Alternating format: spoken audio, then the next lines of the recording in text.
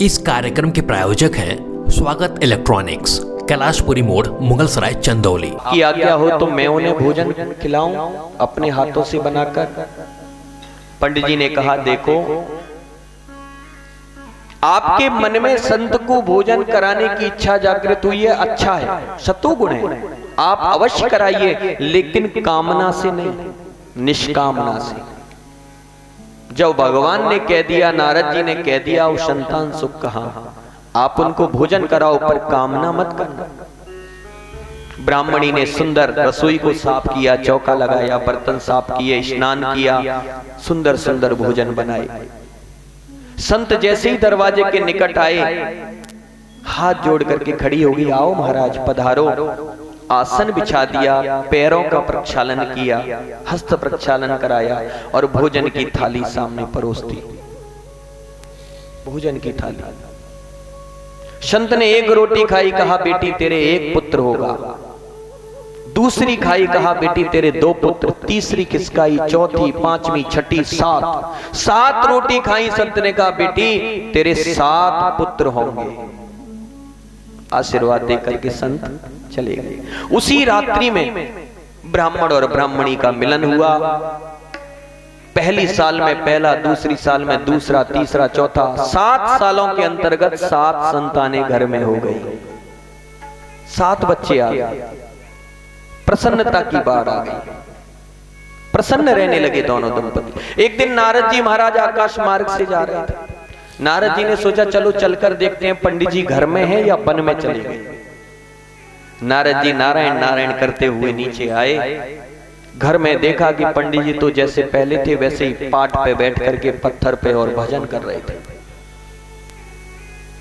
नारद जी को देखा, पंडित जी ने उठ करके प्रणाम किया, स्वागत किया। आओ देवर्षि नारद, आपका स्वागत है, बड़े दिनों में कृपा करी। नारद जी ने कहा, महाराज वो तो सब ठीक है, लेकिन ये जो आंगन में बालक खेल रहे हैं ये किसके हैं? 7 बच्चे खेल रहे थे आंगन में। बोले ये बाल गोपाल किसके हैं? पंडित जी ने कहा, महाराज ये तो आप ही के हैं। हमारे? महाराज मैं ये जानना चाहता हूं, ये जो बाल गोपाल खेल रहे हैं आंगन में ये किसके हैं? बोले महाराज मैं भी तो कह रहा हूं आप ही के हैं। नारद जी एक बार देखते रहे, ये क्या लीला। फिर पूछा, महाराज पंडित जी मैं ये जानना चाहता हूं, ये जो बालक खेल रहे हैं ये आपके ही हैं क्या? बोले हाँ महाराज मैं भी तो वही कह रहा हूं, आपके ही हैं। बोले पंडित जी समझ में नहीं आ रहा। बोले जो आप कहना चाह रहे हो वही है, ये संतान हमारी है, हमारी यानी आपकी है। अब तो नारद जी को क्रोध आया। नारद जी ने कहा, भगवान ने ये क्या कर दिया? हमसे झूठ कहलवा दिया कि 7 जन्म तक संतान नहीं होगी और इसी जन्म में एक नहीं 7 संतान दे दी। क्रोध करने लगे, गुस्सा करने लगे नारद जी। बस क्रोधित होकर के वहां से सीधे वैकुंठ की ओर गए जहां भगवान विराजमान थे। आज जैसे ही नारद जी आ रहे थे क्रोधित होकर के, भगवान पहले से ही खड़े हो गए। आओ नारद स्वागत है, स्वागत है। बोले बस करो, हमें बात नहीं करनी तुमसे। आप खुद भी झूठ बोलते हो और भक्तों से भी बुलवाते हो। अरे जब तुम्हें संतान देनी थी तो मुझसे क्यों झूठ बुलवा दिया कि 7 जन्म तक नहीं होगी और इसी जन्म में 7 संतानें दे दी? ऐसा क्यों किया आपने? भगवान बोले, नारद जी इसमें मेरा कोई दोष नहीं, उसके जीवन में 7 जन्म तक संतान नहीं थी, ये तो एक संत का प्रसाद है, संत का प्रसाद। देवर्षि नारद जी बोले, हमसे बड़ा कोई संत है? हम देवर्षि नारद तीनों लोकों में भ्रमण करने वाले। ऐसा कौन सा संत हो गया जिसके आशीर्वाद से एक नहीं 7 संतानें हो गई? हमें विश्वास नहीं होता। भगवान ने कहा, अगर विश्वास नहीं होता तो चलो उन संत के दर्शन कराते हैं। लेकिन नारद जी ऐसे नहीं जाएंगे। कैसे जाओगे? बोले भेष बदलना पड़ेगा। चलो ब्राह्मण का भेष बनाते हैं। नारद जी ने और भगवान ने ब्राह्मण का भेष बनाया, कमंडल हाथ में ले लिया, जीर्ण अवस्था कर ली। रात्रि के मध्य में आंधी तूफान चल रहा है, बारिश पड़ रही है घनाघोर, भूकंप आ रहा है, और दोनों ब्राह्मण का भेष बना करके पहुंच गए कहां? जहां वो संत रहते थे जंगल में, उनकी कुटिया के पास। कुटिया का कुंडी खुटखुटाया और कहा, भिक्षाम देहि भक्ति भिक्षाम देहि। संत जगे। संत ने कहा, ये रात में भिक्षा लेने कौन आ गया? मध्य रात्रि है और भिक्षा मांग रहे। दरवाजा खोला, भीगे हुए खड़े थे दो ब्राह्मण। अरे विप्र देवताओं, कहां से आगमन हो रहा है? बोले महाराज, हम भिक्षा करने निकले थे लेकिन रास्ता भटक गए, भिक्षा भी नहीं मिली, हम भीग चुके हैं, बाहर आंधी तूफान है, आप अपनी कुटिया में हमें रात्रि का निवास दे दो, कुछ वस्त्र हो सद सूखे उन्हें दे दो, हम बदल लें, और हमें भूख बहुत लग रही है, हमें कुछ खाने को हो तो दो। भगवान ने ब्राह्मण बनकर के ऐसा कहा। संत ने उन्हें बिठाया, वस्त्र दिए। जब भोजन की बात आई तो वो संत भी बड़े विलक्षण थे बंधुओं। जितना मांगकर लाते खाते, जो बचता था उसे बांट देते थे, लेकिन अपने पास संग्रह नहीं करते थे। डबल कुटिया थी, अंदर कमरा, बाहर बरामदा। बरामदे में दोनों को बिठा दिया ब्राह्मणों को। अब विचार करने लगे, ये विप्र ब्राह्मण मेरे कुटिया में आए हैं, भूखे हैं, रात का समय है, अगर इन्हें भोजन नहीं मिला तो मुझे पाप लगेगा, क्या करूं, कैसे व्यवस्था करूं? तुरंत संत पीछे के दरवाजे से निकल करके छुप कर गए। पड़ोस में एक और साधक रहते थे, उनसे सूखा सामान मांग लाई, दाल आटा चावल लाकर के कमरा में रखा। चूल्हा था, लेकिन समस्या आ गई लकड़ियों की, ईंधन की। बाहर देखा, आंधी बारिश तूफान है, अंधकार है, ईंधन सब गीला हो चुका है, क्या करें, कैसे भोजन बनाएं? संत ने मन में सोचा, क्या करूं, ये ब्राह्मण अगर भूखे रह गए तो मुझे पाप लगेगा। तुरंत उन संत ने क्या किया बंधुओं, कि अपने दाहिने पैर पर कपड़ा लपेटा, और कपड़ा लपेट करके चूल्हे में अपने पैर को दिया और आग लगा दी, और आग लगा करके उसके ऊपर भोजन पकाने लगे। मदमस्त होकर के कीर्तन कर रहे हैं और भोजन बन रहा है। सीताराम सीताराम करते हुए भोजन बना रहे हैं, पैर जल रहा है। अपने बहुमूल्य अंग दाहिना पैर उसे चूल्हे में जला करके और भोजन बना रहे हैं। भगवान जो ब्राह्मण के भेष में थे, नारद जी से कहा, नारद चलो संत का दर्शन कराते। अंदर लेकर के गए तो देखते हैं कि संत का पैर जल रहा है। संत मुस्कुराते हुए हरिनाम कीर्तन करते हुए भोजन पका रहे हैं। भगवान ने कहा, देख नारद, जो संत दो ब्राह्मणों की क्षुधा की निवृत्ति के लिए अपने शरीर के बहुमूल्य अंग पैर को जला सकता है, उसके आशीर्वाद से 7 क्या 700 क्या 7000 क्या 7 लाख भी संतान हो जाएं, वो भी कम है, वो भी कम है।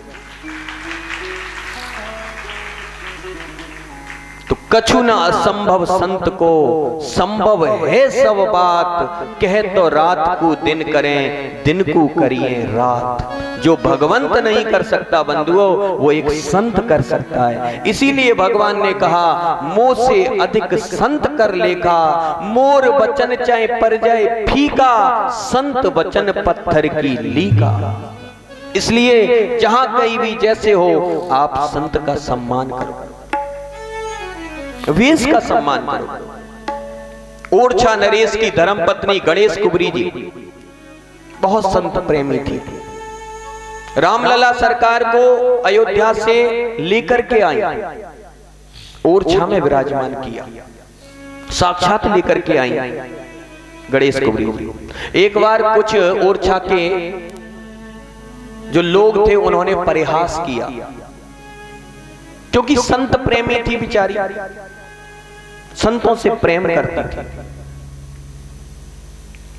ओरछा के लोगों ने क्या किया, एक गधे को पीला कपड़ा, लाल कपड़ा, जो भगुआ कलर का कपड़ा है, वो पहना दिया, कंठी डाल दी गले में गधे की, माला डाल दी, 3 तिलक लगा दिए रामानंदी, और ओरछा नरेश के महलों में उसे प्रवेश करा दिया गधे को। गणेश कुंवरी जी जैसे ही रसोई घर से निकली और उन्होंने जब गधे को देखा तो बोले वाह वाह वाह प्रभु, नतमस्तक हो गई। आज तक तो मैंने 2 पैर वाले संत को देखा था, लेकिन आज तो मेरे घर में 4 पैर वाले संत पधारे हैं। मैं धन्य हो गई प्रभु। तुरंत दौड़ कर गई, जल लेकर के आई और उस जो गधा था उसके पैर पर छालन करने लगी, आरती करने लगी। भाव देखिए, जब ऐसा गणेश कुंवरी जी ने किया कि उस गधे में से साक्षात भगवान श्री राम प्रकट हो गए। बोले देवी, तुम्हारा भाव, तुमने एक पशु में, एक गधे में भी संत का दर्शन किया, धन्य हो आप, धन्य हो आपकी भक्ति। तो सिया राम में सब जग जानी, करो प्रणाम जोर जुग पानी। सब में सीताराम का दर्शन करे वो भक्त है। तो संत का, भक्त का सम्मान करना चाहिए, कभी उनका अपमान नहीं करना चाहिए। भगवान ने, तुलसीदास जी ने लिखा है, जो भक्तों के साथ जो संत का अनादर करते हैं, अपमान करते हैं, तो गोस्वामी जी ने लिखा है, जो अपराध भगत कर करही, जो अपराध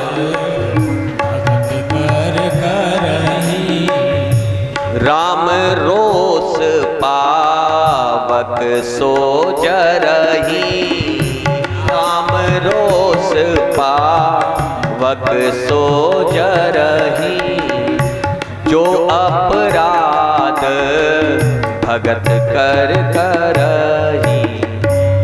जो अपराध भगत कर करही, राम रोष पावक सो जरही। राम के क्रोध रूपी अग्नि में जल करके वो नष्ट हो जाता है। जो संत का अपमान करता है, ब्राह्मण का अपमान करता है, भक्त का अपमान करता है, कभी नहीं करना चाहिए। आज चक्रवर्ती सम्राट महाराज दशरथ संत का जब सुना कि मेरे दरवाजे पर विश्वामित्र संत पधारे, गदगद हो गए। विप्र समाज को लेकर के स्वागत करते हुए उन्हें लेकर के आया। करे दंडवत मुनिह सन्मानी, निज आसन बैठा रे न्यानी। प्रणाम किया, दंडवत किया और अपने राज सिंहासन पर विश्वामित्र जी को बिठाया।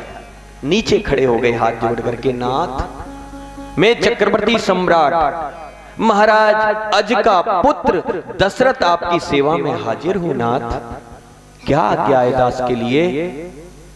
जब ऐसा कहा, चरण पखार कीन अति पूजा, मौसम आज धन्य नहीं दूजा। दशरथ जी कहने लगे, मेरे समान आज संसार में कोई भाग्यशाली नहीं है जो मेरे दरवाजे पर, मेरे राज्य में, मेरी अयोध्या में विश्वामित्र महामुनि का आगमन हुआ है। मुनि का आगमन। तुरंत चारों पुत्रों को बुलाया मंत्री के द्वारा और लाकर के पुत्रों को आज्ञा दी कि मुनि का प्रणाम करिए, आशीर्वाद लीजिए। पुनि चरणन में ले सुतचारी, पुनि चरणन में ले सुतचारी। राम देख मुनि देह बिसारी, राम देख मुनि देह बिसारी। पुनि चरणन में ले सुतचारी, पुनि चरणन में ले सुतचारी। चारों पुत्रों को विश्वामित्र जी के चरणों में प्रणाम करने को कहा। प्रणाम करके जब खड़े हुए चारों राजकुमार, इधर राम जी को देख करके विश्वामित्र चकित हो गए, अपनी देह की सुध भूल गए। विश्वामित्र बाबा राम जी को देखते ही रहे, इतनी सुंदरता, समझ गए ये मेरे आराध्य, मेरे प्रभु हैं। राम जी को निहार रहे हैं बार बार, देह की सुध भूल गए विश्वामित्र जी। राम जी को देख करके तुरंत राजा दशरथ जी ने कहा, हे नाथ, केहि कारण आगमन तुम्हारा, कयो सो करत न लावो वारा। हे नाथ, आपका किस कारण से आगमन हुआ है? आज्ञा करो, सेवक आपकी सेवा में हाजिर है, तत्क्षण में करूंगा, देरी नहीं करूंगा। जब ऐसा कहा तो विश्वामित्र जी बोले, राजन ये तुम क्यों नहीं कहोगे, क्योंकि तुमने तो भक्त शिरोमणि कुल में ही जन्म लिया है। तुम्हारे कुल में अनेकानेक राजा हुए, खटवांगा दीर्घबाहुश्च रघुस तस्मात् प्रथुस्रवा अजस्ततो महाराजस तस्मात् दशरथो भवत्। खटवांग, दीर्घबाहु, त्रिशंकु, हरिश्चंद्र ऐसे प्रतापी राजा हुए दानी, और आज मैं तुमसे मांगने ही तो आया हूं। महाराज आप मुझसे मांगने आए हैं, मांगो महाराज, कहो आपको क्या चाहिए। प्रसन्न हो रहे हैं दशरथ जी। दशरथ जी की प्रसन्नता जान करके तुरंत अपने कारण बताया। असुर समूह, असुर समूह सतावहि मोहि। असुर समूह सतावहि मोहि। मैं याचन आयहु नृप तोहि। मैं याचक आयहु नृप तोहि। मैं याचन आयहु नृप तोहि। अनुज समेत, अनुज समेत देव रघुनाथा। अनुज समेत देव रघुनाथा।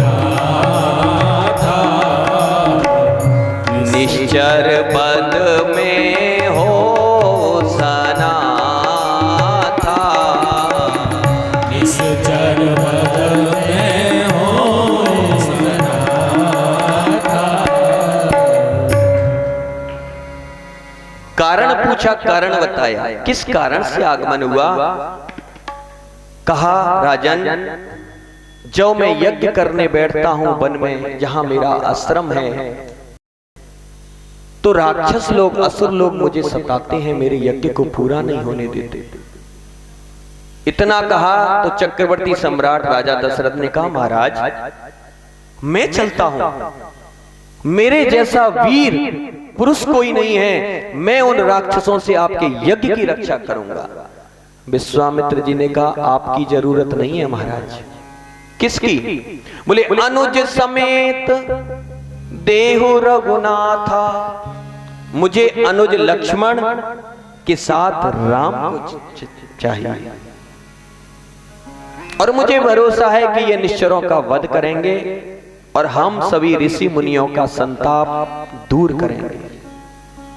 अब तक तो चक्रवर्ती सम्राट महाराज दशरथ बड़े प्रसन्न थे, लेकिन जैसे ही राम को मांगा बस विह्वल हो गए। हे ऋषिराज, आपने ये क्या कह दिया। आप देखना, जब वन में थे विश्वामित्र जी तो लिखा महामुनि ज्ञानी, नगर में आए तो केवल मुनि। अब जब राम जी को मांगा तो गोस्वामी जी की कलम उठ गई।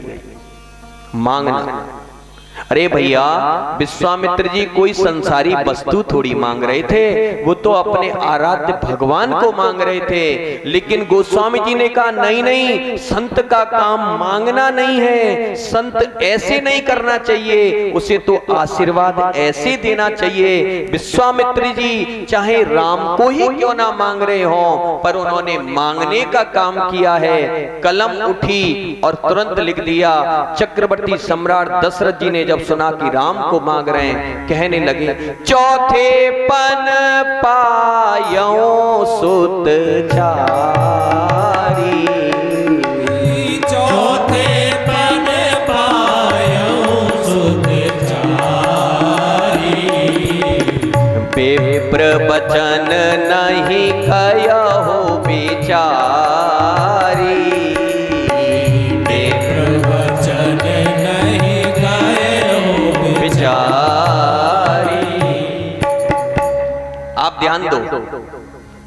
विश्वामित्र जी वन में थे तो क्या थे? महामुनि ज्ञानी।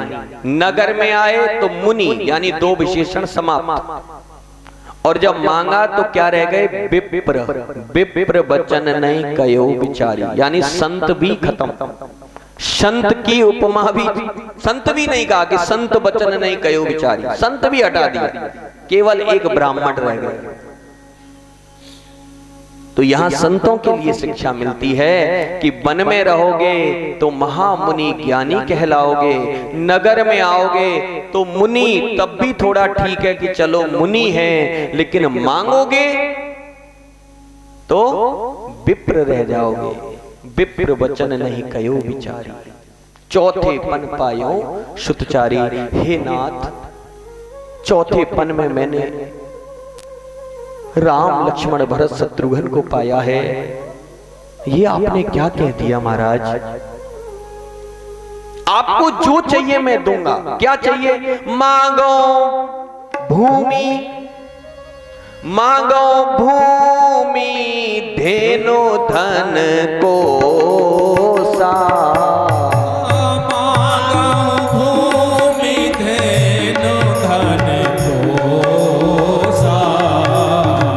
सर्वस देहु आजो सहरो सा, सर्वस देहु आज सहरो सा। देह प्राण ते प्रिय कछु नाहि, माही सोई से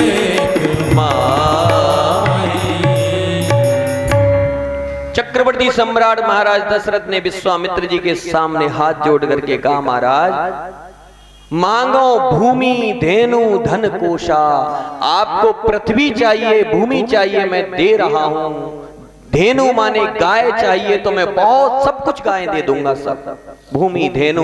और धन चाहिए तो मेरे खजाने भरे हुए मैं सब आपको दे दूंगा। कोश अयोध्या को चाहोगे तो मैं वो भी सहजता से आपको प्रदान कर दूंगा, सब दे दूंगा। और महाराज देह प्राण ते प्रिय कछु नाही, इस शरीर में सबसे ज्यादा प्रिय लगने वाली वस्तु प्राण है, जीवन है। अगर तुम्हें मेरे प्राण चाहिए तो वो भी मैं आपको देने को तैयार हूं महाराज। एक निमिष में, एक क्षण में सब दे दूंगा। लेकिन जो आपने मांगा है वो कैसे दूं? वो कैसे दूं नाथ? सब सुत प्रिय मोहि प्राण की नाई, सब सुत प्रिय मोहि प्राण की नाई। राम देत नहीं बनिय गोसाई, राम देत नहीं बनाए गोसाई। वैसे तो महाराज मुझे सारे पुत्र प्राणों के समान प्रिय हैं, लेकिन आपने तो मेरे मणि को मांग लिया। राम देत नहीं बनई गुसाई, राघव को मैं नहीं दे पाऊंगा। राघव को मैं ना दूंगा, राघव को मैं ना दूंगा। मुनि नाथ मरते मरते राघव को मैं न दूंगा। मुनि नाथ मरते मरते मेरे प्राण ना रहेंगे, मेरे प्राण ना रहेंगे। यह दान करते करते, यह दान मैं ना दूंगा। राघव को मैं न दूंगा। मुनि नाथ मरते मरते, मुनि नाथ मरते मरते मेरे प्राण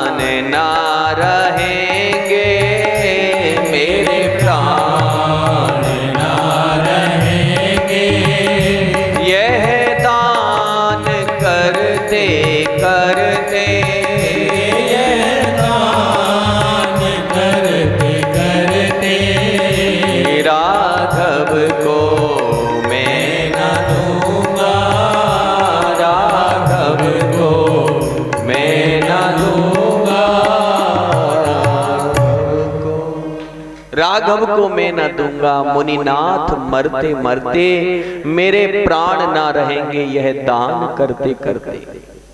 जल के बिना कदाचित मछली शरीर धारे, पर मैं ना जी सकूंगा इनको बिना निहारे।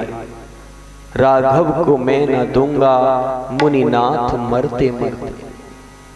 हे नाथ, राम को कैसे दे दूं? नहीं दूंगा गुरुदेव। जब मना किया तो विश्वामित्र बाबा को क्रोध आया हल्का सा।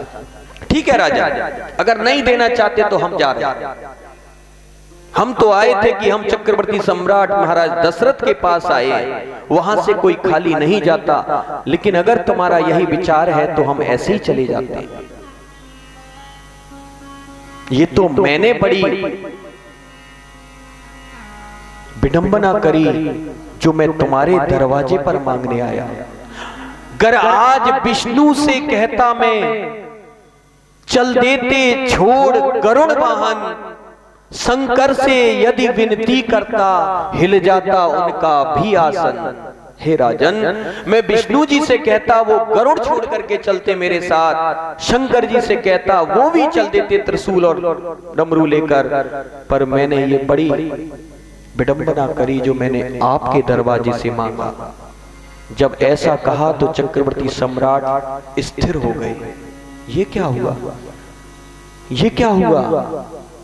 उसी समय वशिष्ठ बाबा आ गए। जब अयोध्या की गद्दी पर, अयोध्या पर संकट आता है, वशिष्ठ बाबा सन्मुख आ जाते हैं गुरुदेव। और वशिष्ठ बाबा ने विश्वामित्र जी से हृदय से लग करके, और फिर विश्वामित्र बोले, दशरथ को समझाया। तब वशिष्ठ बहु विधि समझावा,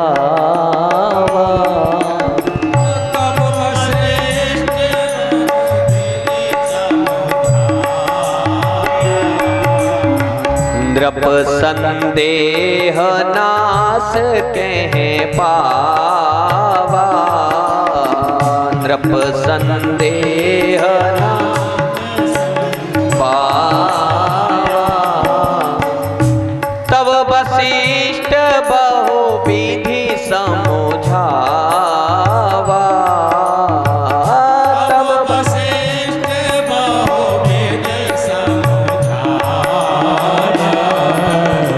नृप संदेह नाश कह पावा, नृप संदेह नाश कह पावा। वशिष्ठ बाबा ने आकर के राजा दशरथ को समझाया। क्या समझाया? बोले राजन, तुम भूल गए, ध्यान है तुम्हें, जब तुम्हारे पास संतान नहीं थी तुम मेरे पास आए थे, निज दुख सुख सब गुरु ही सुनायो, मेरे पास तुम आए थे, विनती करी थी। और तुम्हें ध्यान है मैंने क्या कहा था? श्रृंगी ऋषि वशिष्ठ बुलाओ। मैंने भी एक संत को बुलाया था, श्रृंगी नाम के संत को, और उन संत ने ही तुम्हारे लिए पुत्र कामना के लिए यज्ञ किया था, रात दिन एक कर दी थी, तब तुम्हारे ये संतान उत्पन्न हुई। और आज एक संत अपनी यज्ञ की रक्षा करने के लिए मांगते हैं तो तुम मना करते हो। तुम्हें पता है ये जो आपकी संतान है ये संत की दी हुई है, संत की तपस्या का फल है। बहुत प्रकार से समझाया और एक और विधि समझाई। तो वशिष्ठ शक्ति मीडिया अब आपके शहर में।